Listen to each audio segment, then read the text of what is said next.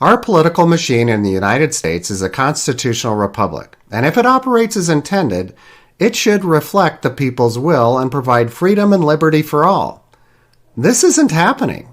In this video, I will describe how our political machine was designed to function, outline specific causes of its brokenness, and explain how we can fix it. I'm Jeff Schuster with Reengineering Politics, where I strive to inform you objectively on political matters so that you can recreate a better America. If you've taken a high school civics course, you've likely been introduced to a fundamental structure of the United States government. The United States uses a constitutional republic as its core political machine design. Here is the typical balance of power diagram. The executive branch of government is comprised of the president, the vice president, and roughly 3 million federal employees. What's their job? Their job is to enforce the laws of our land. The legislative branch of government consists of the House of Representatives and the Senate, and its job is to create laws. The judicial branch of the government has the job of interpreting existing laws. A system of checks and balances is intended to prevent each branch of government from becoming too powerful. Congress can impeach the president if he or she threatens our government. Likewise, the president can veto bills if he or she doesn't like the proposed bill. The president appoints judges to the judicial branch, but only on the advice and consent of Congress. If the president or Congress oversteps their authority and passes a law that violates the U.S. Constitution, the judicial branch can essentially veto that law with its power of judicial review. This diagram completes the balance of powers of the three branches of government. The people are the one branch of government typically omitted from this diagram. People elect the president and representatives to represent them. If individuals disobey established laws, the executive and judicial branches are responsible for penalizing those individuals for their disobedience. As I'm sure you know, the people branch of this diagram is very diverse. There are poor people, rich people, and middle-class people. There are young people, middle-aged people, and old people. There are many different ethnic and religious people. This makes this part of the diagram a literal wild card in our political machine. Still, the political machine is intended to carry out the will of the people. Now, at first, you may think this means that the machine ought to carry out the majority's will. You'd be wrong.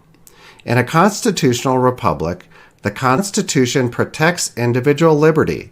This means the majority cannot and should not override an individual's freedom. When operating correctly, this political machine delivers two key results. First, it delivers individual liberty. Individual liberty means that each person can create their own life without government interference as long as their actions don't violate another's freedom. Second, it delivers self-rule. Now, self-rule allows people to affect the decisions of their government so that they are not oppressed by a ruling class such as a monarchy or dictatorship. Now, in theory, this machine is incredible. It allows people to create their own government and live their lives the way they want without interference from others. So, what's the problem? I will describe 7 ways that we have broken our political machine to the point that it doesn't deliver as intended. There are 3 indications that our political machine has grown too big. The first is the growth of our laws. You should notice a common theme with each branch of government, including the people. The legislature creates the law. The executive enforces or executes the law. The judicial branch interprets the law, and the people obey the law. The United States is a constitutional republic. This means that our entire political process is based on the law. The core law is the U.S. Constitution, a simple document with 7 articles and 27 subsequent amendments. 17 of these amendments were made over 192 years, and the last amendment was ratified in 1985. The primary purpose of the U.S. Constitution was to limit the power of government so that individual citizens could live their lives as they wanted without government dominance. The government has added more laws over time, and in fact, there are over 30,000 federal statutes. When printed, these statutes take up several large volumes comprising 60,000 pages. On average, 400 new federal laws are passed each year. Each state has its own government, a replica of our federal government. Each state makes its own constitution and also passes state statutes. Within each state, municipalities enact municipal ordinances to regulate your behavior while you are within their boundaries. So let's consider a citizen of Fresno, California. This citizen must obey 176 city ordinances, with 11 of those ordinances added each year. The municipal codes for Fresno is 436 pages long. This citizen must also obey California's 29 state statutes, which comprise a book of 15,476 pages with an additional 1,000 statutes passed each year. The California Constitution is an additional 107 pages. This Fresno resident is also subject to the 30,000 federal statutes comprising an additional 60,000 pages. And finally, this same citizen is subject to the U.S. Constitution with its 7 articles and 27 amendments. But not finally, is it? Because each federal government department can create its own regulations. The Code of Federal Regulation contains an additional 185,984 pages of rules that must be followed. And if that weren't enough, the president can create executive orders when the president believes there is a law gap that Congress has inadvertently omitted. There are 1,232 executive orders still in effect as of the recording of this video.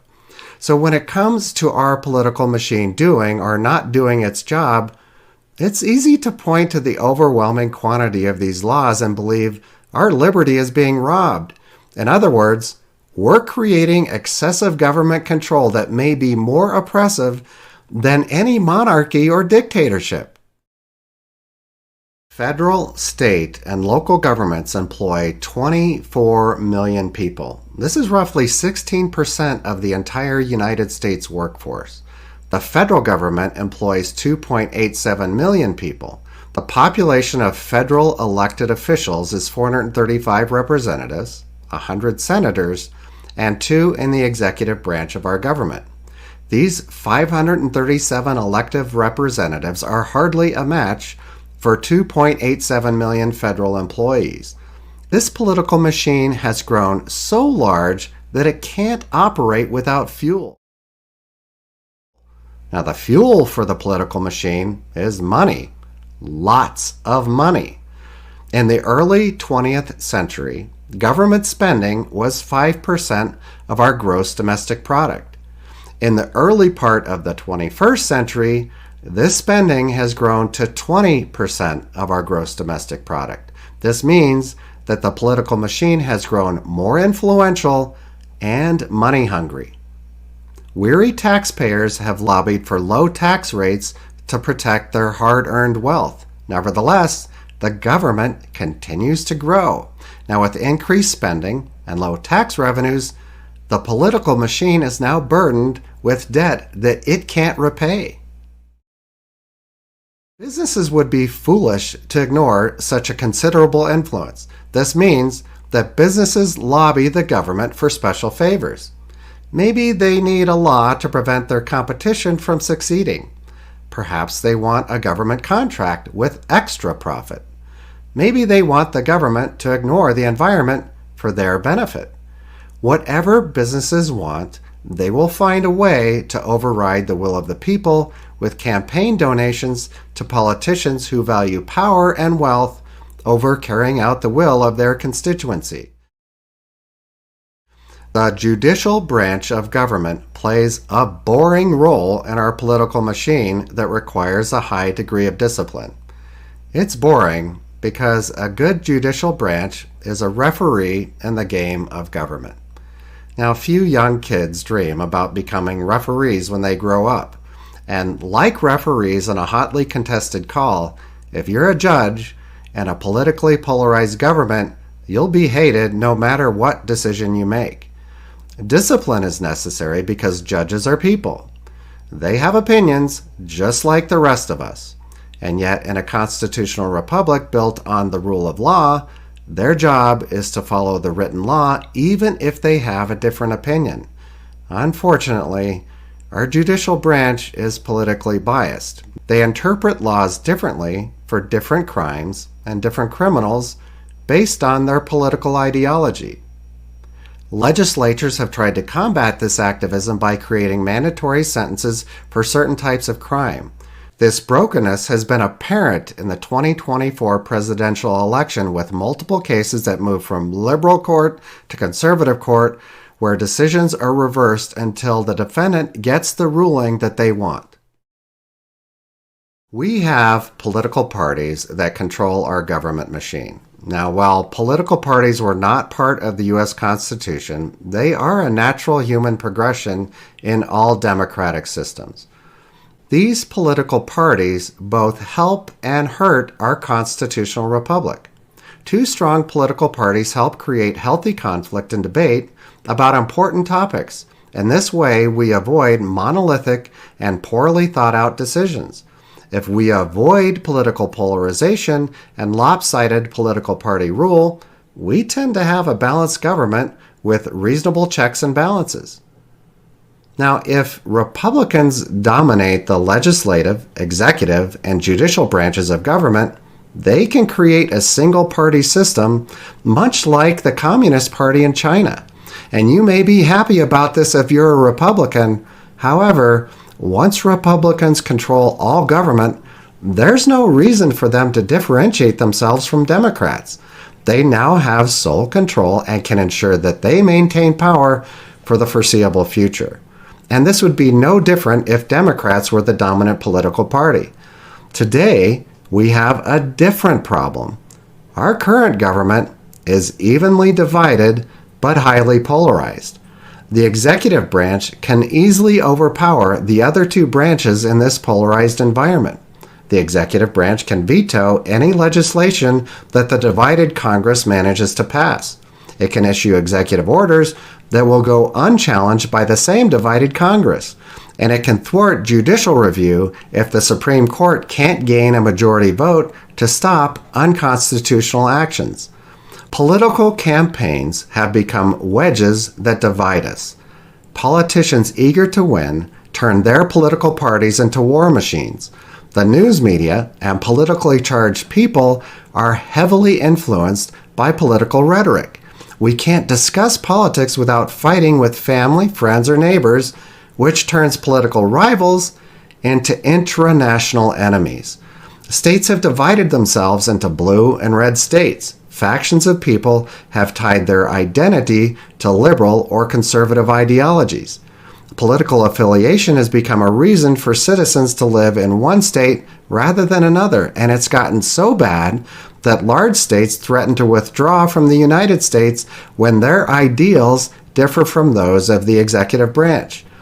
When Donald Trump was president, he threatened to cut off federal funding from blue states that offered safe harbor to immigrants who crossed into the U.S. illegally instead of turning those illegal immigrants into federal authorities. Likewise, Joe Biden's administration has waged a legal war with Texas over their actions to install razor wire and activate their National Guard to protect their southern border from mass illegal immigration. The desire to win at any cost has forced the political polarization disease into states that create voting district boundaries that ensure political party loyalists will win every election based on the people's biases in those regions. Gerrymandering works by allowing dominant political parties within a state to amplify their party's power. There are two principal gerrymandering tactics. The first is to dilute an opposing party's influence just enough to ensure that their party always wins. The second tactic is to concentrate the opposing party's supporters in a single district so that they win the remaining districts. This insidious act nullifies the representation of people in a state who disagree with the majority. Some may argue that our political machine worked perfectly well when it was invented in 1787. However, the truth is that the political machine has never worked perfectly. However, it seems to be most severely broken right now. Our political machine has received several overhauls. For one thing, a much more significant portion of the U.S. population is voting than could vote in 1787, and this is a good thing. As technology has progressed, more laws have been necessary to regulate the byproducts of this technology to protect the environment and other impacts of this innovation. The latest of these innovations is artificial intelligence. This complexity in our society has created complexity in our political machine. The most controversial issue in the late 1700s was a tax on whiskey, and today we're experiencing conflict on thousands of topics never faced by European settlers who invented our political machine. With this complexity comes more topics to which political polarization can become attached. Scientific debates multiply as new scientific theories emerge. Are we created by God or a result of an evolutionary accident? Is global warming caused by CO2 emissions, or does our world have a naturally volatile climate? Should we demand vaccinations for everyone, or will vaccinations cause adverse side effects? Should artificial intelligence be allowed to take over, or should we limit this technology? I don't plan to answer any of these questions in this video. However, you can see how modern complexity is creating a more complex political machine that's subject to breaking down. I've saved the most damaging part of our political machine for last. While not directly part of the machine, people are the root cause of the success or failure of the components within our political machine. After all, our political machine is intended to create a government of the people, by the people, and for the people. People either don't care about politics or are obsessed with it. Civic engagement is critical for our political machine to operate. Remember when I said that our political machine's fuel is money? Well, this isn't entirely true. Money only becomes a fuel when people disengage from politics, they fail to educate themselves on critical political topics, or become easily swayed by ridiculous political ads that cost a lot of money. When the people see the government act in an odd way that makes no sense, they assign those actions to some insidious and secret force. Thus, the conspiracy theory is born. The news media has realized that their profits come from peddling news favoring one political party over the other. Instead of news, we get spin. If polarized people cannot get enough dirt on their political rivals from their biased news, they turn to rogue sources on the internet to feed theories with no basis in truth. The truth is complicated and nuanced. If you continue to feed yourself only one side of that truth, you will become a citizen subject to the spin by the news, the latest conspiracy theory, or influenced by some wacky politically polarized politician. There you have it. We've grown the size of the political machine beyond our ability to control it. We've allowed business interests and corruption to distort the political machine's purpose. We've cheered on judicial activism when it favors our ideals. And somehow we're okay with a convoluted and expensive system of justice that only serves the rich. We've either become addicted to political spin or ignore politics altogether. We've been silent while political parties have divided our states to favor themselves instead of our voices. We ignore data that contradicts how we think things ought to be. We assign outrageous motives to actions that we can't understand. Is it any wonder that government actions do not reflect the will of the American people? I want you to take heart. We can repair our political machine. You may have noticed in my recap that I often use the pronoun we. This is our government and our political machine. If we want to fix it, we must stop pointing the fingers at corrupt politicians and repair the machine ourselves.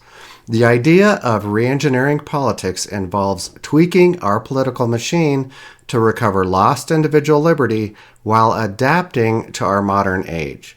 If we fix citizen engagement, the rest of our political machine will fix itself. Consider the following 4 ways that you can help. First, pursue objective knowledge. In our modern age, there is more data and information than we can digest in a lifetime. Sadly, much of it is misinformation. Please test what you're being told by the supposed experts or conspiracy theorists. This may be an unsettling thought, but there is no omnipotent person, and the more brazen someone acts when conveying information, the less trustworthy it may be. Second, question political bias. Everyone has political bias. Understand your bias and challenge it with opposing viewpoints. Third, respect individual liberty. We become offended when another infringes on our freedom. However, we are ambivalent when we tread on another's freedom. Understand that our desires cannot be won at the cost of another's freedom and liberty. Fourth, support appropriate and limited collectivism. Now, collectivism is a lousy word often associated with Marxism. However, certain social services benefit us all. Highways, police, military, border security, utilities, and the judicial system are examples of social constructs that we all use. Supporting collective pursuits requires an ability to acquiesce to the majority's view. In upcoming videos, we will tackle individual political topics. I'm sure you've picked a side on these topics, but believe it or not, both political ideologies offer positive and complementary ideas on how to solve political problems. I will present the left, the right, and the center in a positive light to avoid spin and help us see a middle ground that will serve us all instead of division that will further damage our political process. The political topics I will cover include immigration, climate change, political parties, voting integrity, income inequality, taxation, foreign relations, individual liberty, poverty, and ethnic division. I will propose a few ideas and solutions. However, I'm not some kind of omnipotent answer man.